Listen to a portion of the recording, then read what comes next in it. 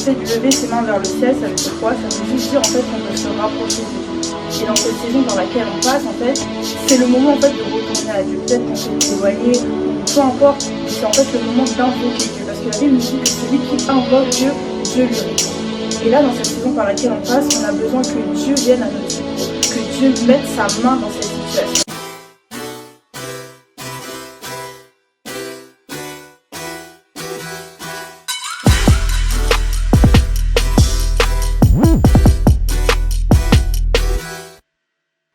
Hello, donc je me présente, je m'appelle Sandy, j'ai 25 ans et je suis aide-soignante dans le service de la dialyse.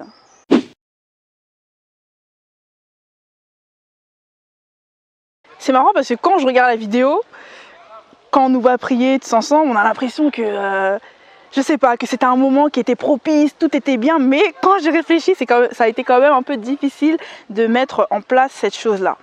Et quand je le vois maintenant faire, réaliser, je me dis waouh, Dieu est là, Dieu existe.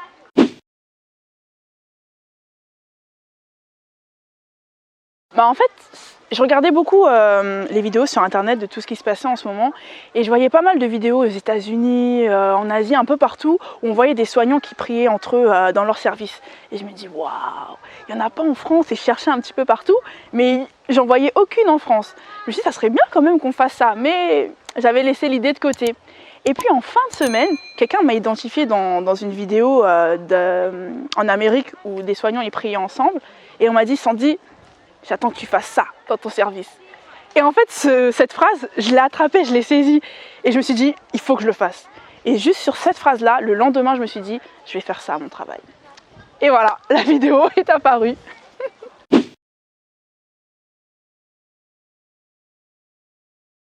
En fait, c'est simple, je me suis basée sur la foi. Moi, quand Dieu me met quelque chose à cœur, je fais tout mon possible vraiment pour accomplir sa parole. Et en fait, le fait que dans la semaine, j'ai vu plein de vidéos de soignants en train de prier et que j'ai eu à cœur ça et qu'en fin de semaine, on m'identifie pour me dire c'est ce que tu dois faire dans ton travail, j'ai saisi la parole et je me suis dit non, il faut absolument que je le fasse. C'est que Dieu a, en fait, il a un projet pour moi là où je suis. Il veut que je fasse quelque chose. Donc du coup, le lendemain, j'avais cette idée en tête et je me suis dit je sais pas comment, mais ça sera aujourd'hui. Donc j'ai commencé à parler un petit peu avec les uns et les autres et leur dire ça serait bien si aujourd'hui on se réunissait ensemble et on priait par rapport à tout ce qui se passe parce qu'il y a beaucoup de malades, il y en a même certains d'entre vous qui ont peur, donc on prie. Donc la première impression ça a été bon oui pourquoi pas si tu veux, mais plus les heures passaient, plus ça commençait à parler de oui on va prier, ça va parler de Dieu et ceux qui ne sont pas très croyants ils commençaient à parler dans le sens où ça ne doit pas se faire.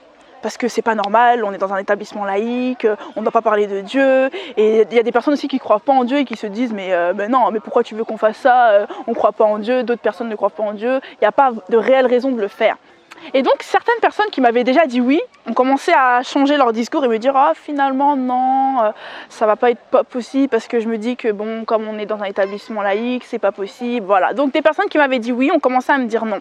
Et des personnes aussi qui m'apprécient pas trop ont commencé à susciter les gens, à leur dire oui bon non il faut pas le faire, il faut pas le faire. Mais bon, à un moment donné je me suis dit Seigneur, est-ce que je vais le faire aujourd'hui? Est-ce que je vais pas le faire? Comment ça va se passer? Je sais pas. Et je me suis dit bon, je vais prier. Donc comme on a des masques, pendant que je faisais mon travail, je priais en langue, et je me dis Seigneur, dispose les cœurs, fais en sorte que ça se fasse. Parce que je sais que c'est aujourd'hui que ça doit se faire, donc il faut que ça se fasse. Donc j'ai continué quand même à parler, à répandre un peu le fait qu'on devait prier. La fin de journée arrive, et tout le monde se regardait un petit peu. Est-ce que Sandy va le faire? Est-ce que Sandy va pas le faire? Est-ce qu'ils vont se réunir? Est-ce qu'ils vont pas se réunir? Il y a des gens même qui disaient allez, il faut qu'on parte, qui quand même incitaient les gens à partir carrément, vraiment ils voulaient pas que ça se fasse. Mais moi je me suis dit non. C'est pas grave. Donc je suis partie chercher les gens qui m'avaient dit oui, même si je voyais qu'ils hésitaient encore, je suis partie les chercher, je leur ai dit allez, on va se réunir dans la salle. Donc il y avait des musulmans, il y avait des catholiques, il y avait des gens qui croyaient pas forcément en Dieu, mais qui ont accepté. Et j'ai rencontré aussi des ASH, des dames de ménage en fait qui étaient sur le côté. Je leur ai dit on va prier, est-ce que vous voulez prier avec nous? Et elles m'ont dit oui, pas de souci. Par contre, je suis musulmane, c'est pas un problème. J'ai dit non, tout le monde est le bienvenu. On va prier Dieu pour la guérison, peu importe la religion, tout le monde est bienvenu. Donc elles m'ont dit ok. Donc j'ai réuni toutes les personnes que je pouvais. On s'est réunis dans la salle et puis on a mis une petite musique en fond et je leur ai dit ok. Donc là, ce qu'on va faire, on va prier Dieu. On va lever les mains et donc je leur ai expliqué le principe et on a commencé à prier tous ensemble et voilà, ça c'est fait.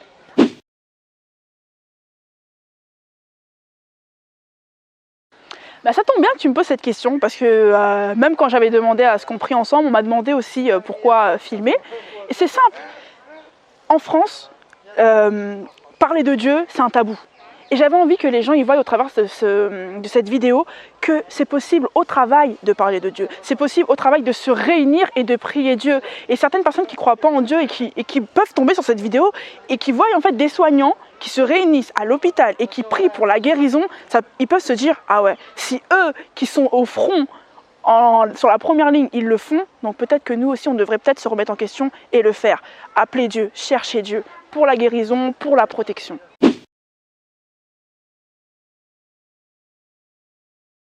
Alors, juste après en fait cette vidéo, il y avait un jeune homme qui avait prié avec nous et qui est venu me voir. Donc on a parlé un petit peu, il m'a parlé un peu de sa relation avec Dieu parce qu'il avait été déçu, donc il s'était éloigné de l'église, de Dieu, de tout ce qui était spirituel.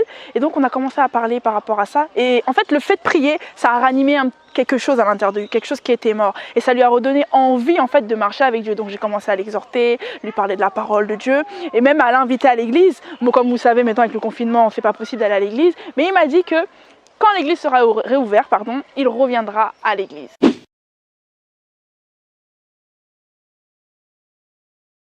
Oui, effectivement, donc on reçoit des personnes atteintes du Covid. Quand il y a eu l'épidémie qui est arrivée, on a ouvert une salle spécialement pour ces personnes-là, afin qu'ils ne soient pas au contact avec ceux qui ne sont pas atteints.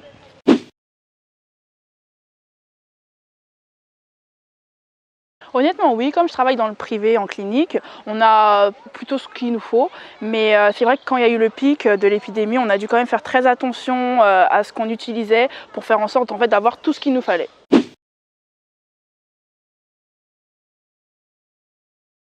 Mon message, en fait, c'est de ne pas se mettre des limites concernant la parole de Dieu. La parole de Dieu, en fait, elle doit être répandue partout, que ce soit au travail, dans notre famille, à l'école, peu importe. Il ne faut pas qu'on ait honte de parler de Dieu. Et il faudrait qu'on soit beaucoup plus à l'aise. On ait à cœur vraiment de répandre la parole de Dieu partout où on est, sans se dire « Ah, qu'est-ce qui va penser de moi? Qu'est-ce qu'on va dire? On va me rejeter, on va mettre de côté. » Non, le monde n'a pas peur de parler de choses obscènes, vulgaires, peu importe, des choses qui sont obscures. Alors nous aussi, n'ayons pas peur de répandre la lumière partout où nous allons.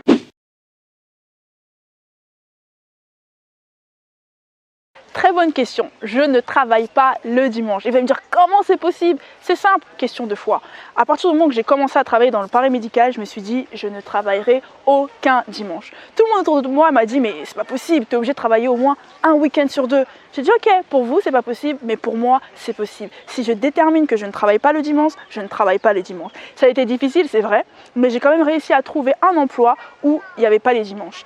Donc c'est Dieu qui a organisé les choses parce qu'il a vu ma foi. Il y a plusieurs offres qui m'ont été proposées avec un meilleur salaire même que celui que j'ai aujourd'hui, mais je me suis toujours dit non. Peu importe le montant, si je travaille le dimanche, c'est hors des questions. Et Dieu a répondu à ma foi parce qu'il a vu que malgré les tentations du diable, je n'ai pas cédé. Alors du coup, il m'a donné cet emploi où je ne travaille aucun dimanche.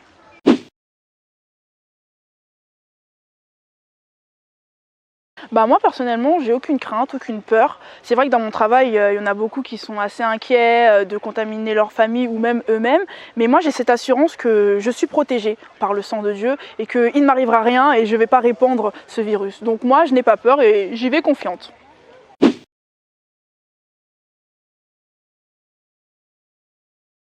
Oui, il y a beaucoup de restaurants, de magasins comme Carrefour qui nous ont fait des dons. Il y a même des enfants qui nous ont préparé des gâteaux avec des petits mots, avec des recettes, plein de bonnes choses. Et vraiment, ça nous a fait vraiment plaisir de voir que on pense à nous, qu'on existe et qu'on soit reconnaissant pour notre travail.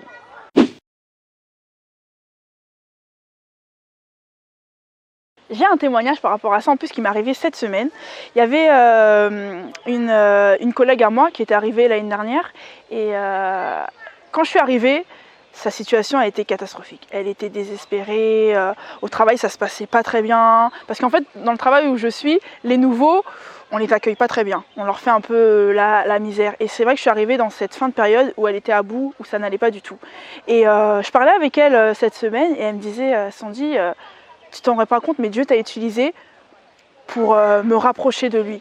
Parce que avant que tu arrives, voilà, ça n'allait pas du tout dans ma vie, je pleurais tous les soirs, c'était catastrophique. Et quand tu es arrivé et que je t'ai exposé ma situation, tu m'as parlé de Dieu. Et tu m'as dit que il m'arrive peut-être toutes ces choses-là parce que je me suis éloignée de Dieu et je fais plus ce que je faisais avant avec Dieu. Et donc du coup, tu as ravivé cette chose à l'intérieur de moi qui fait que maintenant, je prends le temps de prier. Le matin quand je viens au travail, avant je mettais n'importe quelle musique, maintenant je mets de la louange, je viens beaucoup plus apaisée. Et je sais que maintenant, je suis revenue à Dieu, je suis plus proche de Dieu. Et je ne m'étais même pas rendu compte de ça, parce que c'est vrai que des fois on parle de Dieu, comme ça on exhorte les gens, on les conseille, mais ce qu'on dit, ce qu'on fait, ça a un impact sur les gens. Peut-être que nous on ne va pas le voir directement, mais à l'intérieur d'eux il y a quelque chose qui se passe. Et le fait qu'elle me dise ça, je me dis waouh, ok Seigneur, donc tu es vraiment en train d'agir.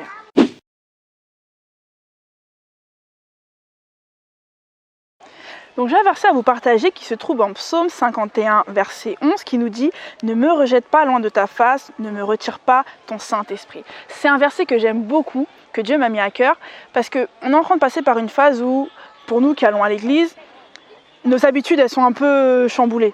Le fait d'avoir nos activités, de servir Dieu, et on se retrouve à la maison, confiné, et on ne fait plus grand-chose. Et il se passe des choses aussi autour de nous qui peuvent nous affecter. Et ce qui peut arriver, c'est qu'on s'éloigne de Dieu, inconsciemment, involontairement. Mais il y a une chose qu'on doit se dire, c'est que pendant cette période, on peut tout perdre, mais il y a une chose qu'on ne doit pas perdre, c'est le Saint-Esprit. Alors si j'ai une parole à vous dire, c'est que peut-être que vous allez perdre votre travail, peut-être que vous allez perdre votre revenu, il ne sera plus au même niveau qu'avant, peut-être que vous allez perdre quelqu'un même de votre famille. Ça va être difficile, mais une chose sur laquelle vous devez vraiment mettre votre attention là-dessus, c'est le Saint-Esprit. Ne le perdez surtout pas. Faites en sorte de vraiment entretenir cette relation avec lui. Peu importe ce qui va se passer autour de vous, parce que l'ennemi va tout faire pendant cette période pour que vous vous éloigniez de Dieu. Mais malgré tout, au contraire, allez chercher Dieu davantage, de plus en plus. Et qu'à la fin de ce confinement, vous en ressortez encore meilleur, encore plus proche de Dieu. Donc voilà. La force, Seigneur, de pouvoir travailler, Seigneur, malgré la fatigue, Seigneur, malgré les décès, Seigneur, malgré le stress, malgré la pression, Papa, que tu puisses nous donner cette force surnaturelle, que tu puisses nous donner une paix, Seigneur, en toutes circonstances, Seigneur.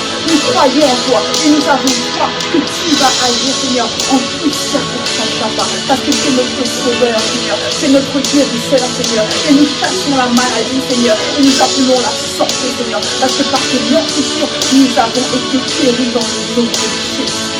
Alléluia.